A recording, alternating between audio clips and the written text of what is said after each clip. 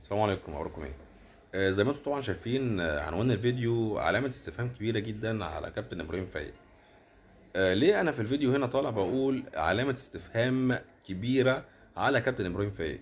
لان الاعلامي ابراهيم فايق بقاله فترة ماشي واخد طريق ونهج، وهي الضغط دايما على نادي الزمالك من حيث اظهار مشاكل نادي الزمالك، والحديث دايما على مشاكل نادي الزمالك، والحديث دايما على محترفين نادي الزمالك، والحديث دايما على عقود لاعبي نادي الزمالك، وعدم الكلام وعدم الحديث عن اي شيء يخص النادي المنافس.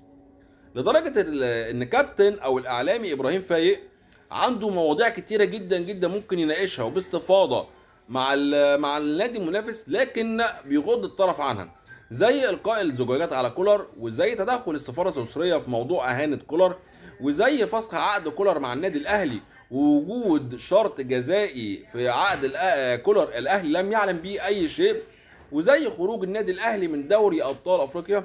كل ده الاعلامي ابراهيم فايق غض الطرف عنه، وجاي النهارده يتناول موضوع او يستضيف الاستاذ امير مرتضى منصور، طبعا عشان يتكلموا فيها على الزمالك ومجلس اداره الزمالك ومشاكل الزمالك والدنيا ماشيه ازاي جوه نادي الزمالك، وبيدخل الضغط على معسكر الزمالك، وبيرفع الضغط تماما على النادي الاهلي. فهل كابتن ابراهيم فايق بقى عليك علامه استفهام كبيره جدا؟ لان انت بقيت مسار، يعني مش هقول لك مسار تساؤلات جمهور الزمالك، لا، والكل بقى ملاحظ اللي انت بقيت دلوقتي موضوعك في الاعلام اللي هو ازاي تحط ضغوط على نادي الزمالك وتشيل ضغوط من على النادي الاهلي. فهل انت معجب بادائك الفتره الاخيره في تناولاتك في مواضيعك في الاعلام؟